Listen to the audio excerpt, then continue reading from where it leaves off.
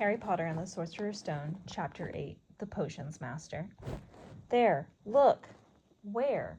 Next to the tall kid with the red hair, wearing the glasses? Did you see his face? Did you see his scar?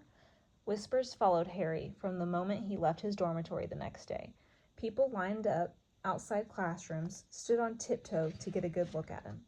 Or they doubled back to pass him in the corridors again, staring. Harry wished that they wouldn't, because he was trying to concentrate on finding his way to classes. There were 142 staircases at Hogwarts. Wide, sweeping ones, narrow, rickety ones, some that led somewhere different on a Friday, some with vanishing step halfway up that you had to remember to jump. And then there were doors that wouldn't open unless you asked politely or tickled them in exactly the right place, and doors that weren't really doors at all, but solid walls just pretending. It was also very hard to remember where anything was because it all seemed to move around a lot. The people in portraits kept going to visit each other, and Harry was sure that the coats of armor could walk. The ghost didn't help either. It was always a nasty shock when one of them suddenly glided through a door that you were trying to open.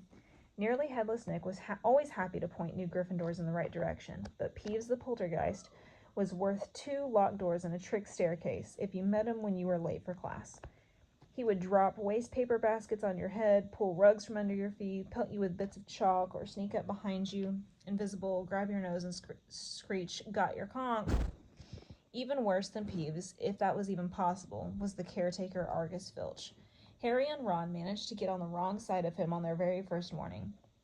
Filch found them trying to force their way through a door that unluckily turned out to be the entrance of the out-of-bounds corridor on the 3rd floor. He wouldn't believe that they were lost. He was sure that they were trying to break into it on purpose, and was threatening to lock them in the dungeons when they were rescued by Professor Quirrell, who was just passing by. Filch owned a cat called Mrs. Norris, a scrawny, dust-colored creature with bulging lamp-like eyes just like Filch's. She patrolled the corridors alone, break a rule in front of her, put just one toe out of line, and she'd whisk off for Filch, who would appear wheezing 2 seconds later. Filch knew the secret passageways of the school better than anyone, except perhaps the Weasley twins, and could pop up as suddenly as any of the ghosts. The students all hated him, and it was the dearest ambition of many to give Miss Norris a good kick. And then, once you had managed to find them, they were the classes themselves. There was a lot more magic, as Harry quickly found out, than waving your wand and saying a few funny words. They had to study the night skies through telescopes every Wednesday at midnight and learn the names of different stars and the movement of the planets.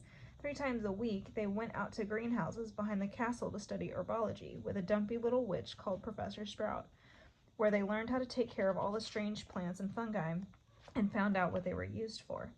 Easily the most boring class was History of Magic, which was the only taught by a ghost, Professor Binns, who had been very old indeed, when he had fallen asleep in front of the staff room fire and got up the next morning to teach, leaving his body behind him. Binns droned on and on while they scribbled down names and dates, got Emeric the Evil and Uric the Oddball mixed up. Professor Flitwick, the charms teacher, was a tiny little wizard who had to stand on a pile of books to see over his desk. At the start of their first class, he took the roll call, and when he reached Harry's name, he gave an excited squeak and toppled out of sight. Professor McGonagall was again different. Harry had been quite right to think that she wasn't a teacher to cross. Strict and clever, she gave them a talking to the moment they sat down in her first class. "Transfiguration is some of the most complex and dangerous magic you will learn at Hogwarts," she said. "Anyone messing around in my class will leave and not come back. You have been warned." Then she changed her desk into a pig and back again. They were all very impressed and couldn't wait to get started, but soon realized that they weren't going to be changing the furniture into animals for a long time. After taking a lot of complicated notes, they were each given a match and started trying to turn it into a needle. By the end of the lesson, only Hermione Granger had made any difference to her match. Professor McGonagall showed the class how it had gone all silver and pointy and gave Hermione a rare smile. The class everyone had really been looking forward to was Defense Against the Dark Arts, but Quirrell's lesson turned out to be a bit of a joke. His classroom smelled strongly of garlic, which everyone said was to ward off a vampire that he'd met in Romania, and he was afraid that it would be coming back to get him one of these days. His turban, he told them, had been given to him by an African prince as a thank you for getting rid of a troublesome zombie. but they weren't sure if they believed his story. For one thing, when Seamus Finnegan asked eagerly how to hear Quirrell had fought off the zombie, Quirrell went pink and started talking about the weather. For another, they had noticed that a funny smell hung around the turban, and the Weasley twins insisted that it was stuffed full of garlic as well, so that Quirrell was protected wherever he went. Harry was relieved to find out that he wasn't miles behind everyone else. Lots of people had come from Muggle families, and like him, hadn't had any idea that they were witches and wizards. There was so much to learn that even people like Ron didn't have much of a head start. Friday was an important day for Harry and Ron. They finally managed to find their way down to the Great Hall for breakfast without getting lost once. "What have we got today?" Harry asked Ron as he poured sugar onto his porridge. "Double potions with the Slytherins," said Ron, Snape's head of Slytherin House. "They say he always favors them. We'll be able to see if that's true." "I wish McGonagall favored us," said Harry. Professor McGonagall was head of Gryffindor House, but it hadn't stopped her from giving them a huge pile of homework the day before. Just then the mail arrived. Harry had gotten used to this by now, but it had given him a bit of a shock on the first morning, when about 100 owls had suddenly streamed into the Great Hall during breakfast, circling the tables until they saw their owners, dropping letters and packages onto their laps. Hedwig hadn't brought Harry anything so far. She sometimes flew in to nibble his ear, and he gave her a bit of toast before going to sleep in the owlery with the other school owls. This morning, however, she fluttered down between the marmalade and the sugar bowl and dropped a note onto Harry's plate. Harry tore it open at once. It said in a very untidy scrawl, "Dear Harry, I know you get Friday afternoons off, so would you like to come and have a cup of tea with me at 3? I want to hear all about your first week. Send us an answer back with Hedwig, Hagrid." Harry borrowed Ron's quill, scribbled "Yes, please, see you later" on the back of the note, and sent Hedwig off again. It was lucky that Harry had tea with Hagrid to look forward to, because the potions lesson turned out to be the worst thing that had happened to him so far. At the start of term banquet, Harry had gotten the idea that Professor Snape disliked him. By the end of the first potions lesson, he knew he'd been wrong. Snape didn't dislike Harry. He hated him. Potions lessons took place down in one of the dungeons. It was colder there than up in the main castle, and would have been quite creepy enough without the pickled animals floating in glass jars all around the walls. Snape, like Flitwick, started the class by taking the roll. And like Flitwick, he paused at Harry's name. "Ah, yes," he said softly. "Harry Potter, our new celebrity." Draco Malfoy and his friends, Crabbe and Goyle, sniggered behind their hands. Snape finished calling names and looked up at the class. His eyes were black like Hagrid's, but they had none of Hagrid's warmth. They were cold and empty and made you think of dark tunnels. "You are here to learn the subtle science and exact art of potion making," he began. He spoke in barely more than a whisper, but they caught every word. Like Professor McGonagall, Snape had the gift of keeping a class silent without effort. As there is little foolish wand-waving here, many of you will hardly believe this is magic, and I don't expect you will really understand the beauty of the softly simmering cauldron with its shimmering fumes, the delicate power of liquids that creep through human veins, bewitching the mind, ensnaring the senses. I can teach you how to bottle fame, brew glory, and even put a stopper in death, if you aren't as big a bunch of dunderheads as I usually have to teach. More silence followed this little speech. Harry and Ron exchanged looks with raised eyebrows. Hermione Granger was on the edge of her seat and looked desperate to start proving that she wasn't a dunderhead. "Potter," Snape said suddenly, "what would I get if I added powdered root of asphodel to an infusion of wormwood?" "Powdered root of what to an infusion of what?" Harry glanced at Ron, who looked as stumped as he was. Hermione's hand had shot into the air. "I don't know, sir," said Harry. Snape's lips curled into a sneer. "Tut-tut, fame clearly isn't everything." He ignored Hermione's hand. "Let's try again. Potter, where would you look if I told you to find me a bezoar?"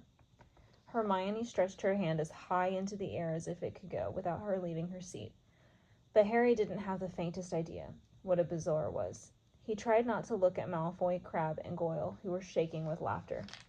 "I don't know, sir. I thought you wouldn't open a book before coming." Eh, Potter? Harry forced himself to keep looking straight into those cold eyes. He had looked through his books at the Dursleys, but did Snape really expect him to remember everything in 1,000 magical herbs and fungi? Snape was still ignoring Hermione's quivering hand. What is the difference, Potter, between monkshood and wolfsbane? At this, Hermione stood up, her hand stretching towards the dungeon ceiling. I don't know, said Harry quietly. I think Hermione does, though. Why don't you try her? A few people laughed. Harry caught Seamus's eye, and Seamus winked. Snape, however, was not pleased. Sit down, he snapped at Hermione. For your information, Potter, asphodel and wormwood make a sleeping potion so powerful it is known as the Draught of Living Death.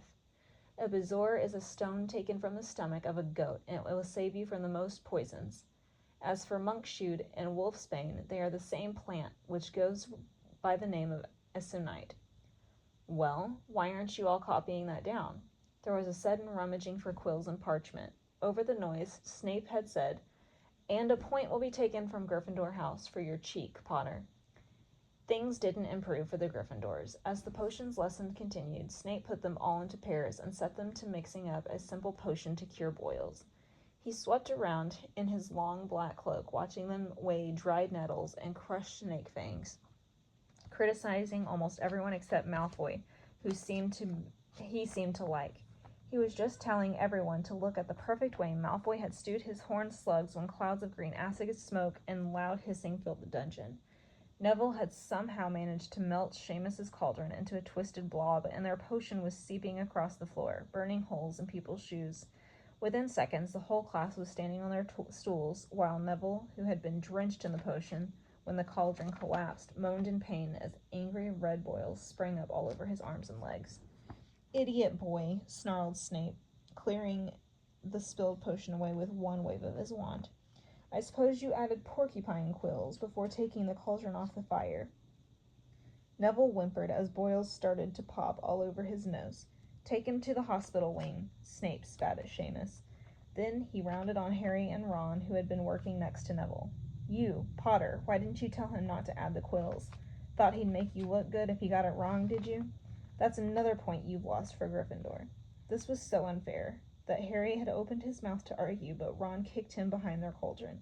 Don't push it, he muttered. I've heard Snape can turn very nasty. As they climbed the steps out of the dungeon an hour later, Harry's mind was racing, and his spirits were low. He'd lost 2 points for Gryffindor in his very first week. Why did Snape hate him so much? Cheer up, said Ron. Snape's always taking points off Fred and George. Can I come and meet Hagrid with you? At 5 to 3, they left the castle and made their way across the grounds. Hagrid lived in a small wooden house on the edge of the Forbidden Forest. A crossbow and a pair of galoshes were outside the front door. Then Harry knocked. They heard a frantic scrambling from inside and several booming barks. Then Hagrid's voice rang out, saying, Back, Fang, back! Hagrid's big, hairy face appeared in the crack as he pulled the door open. Hang on, he said. Back, Fang. He let them in, struggling to keep a hold of the collar of the enormous black boarhound. There was only one room inside. Hams and pheasants were hanging from the ceiling, a copper kettle was boiling on the open fire, and in the corner stood a massive bed with patchwork quilt over it. Make yourselves at home, said Hagrid, letting go of Fang, who bounded straight at Ron and started licking his ears. Like Hagrid, Fang was clearly not as fierce as he looked. This is Ron, Harry told Hagrid, who was pouring boiling water into a large teapot and putting rock cakes onto a plate. Another Weasley, eh? Said Hagrid, glancing at Ron's freckles. I spent half my life chasing your twin brothers away from the forest. The rock cakes were shapeless lumps with raisins that almost broke their teeth, but Harry and Ron pretended to be enjoying them as they told Hagrid all about their first lessons. Fang rested his head on Harry's knee and drooled all over his robes. Harry and Ron were delighted to hear Hagrid call Filch that old git. And as for that cat, Miss Norris, I'd like to introduce her to Fang sometime. You know, every time I go up to the school, she follows me everywhere. I can't get rid of her. Filch puts her up to it. Harry told Hagrid about Snape's lesson. Hagrid, like Ron, told Harry not to worry about it, that Snape hardly liked any of the students. But he seems to really hate me. Rubbish, said Hagrid. Why should he? Yet Harry couldn't help but think. Hagrid didn't quite meet his eyes when he said that. "How's your brother Charlie?" Hagrid asked Ron. "I liked him a lot. Great with animals." Harry wondered if Hagrid had changed the subject on purpose. While Ron told Hagrid all about Charlie's work with dragons, Harry picked up a piece of paper that was lying on the table under the tea cozy. It was a cutting from the Daily Prophet. Gringotts break-in, latest. Investigations continue into the break-in at Gringotts on 31st July. Widely believed to be the work of a dark wizard or witches unknown. Gringotts goblins today insist that nothing had been taken. The vault that was searched had in fact been emptied the same day. But we're not telling you what was in there, so keep your noses out of it if you know what's good for you, said a Gringotts spoke goblin this afternoon. Harry remembered Ron telling him on the train that someone had tried to rob Gringotts, but Ron hadn't mentioned the date. "Hagrid," said Harry, "that Gringotts break-in happened on my birthday. It might have happened while we were there." There was no doubt about it. Hagrid definitely didn't meet Harry's eyes this time. He grunted and offered him another rock cake. Harry read the story again. The vault that was searched had in fact been emptied earlier that same day. Hagrid had emptied vault 713, if you could call it emptying it, taking out that grubby little package. Had that been what the thieves were looking for? As Harry and Ron walked back to the castle for dinner, their pockets weighed down with rock cakes. They'd been too polite to refuse. Harry thought that none of the lessons he'd had so far had given him as much to think about as tea with Hagrid. Had Hagrid collected that package just in time? Where was it now? And did Hagrid know something about Snape that he didn't want to tell Harry?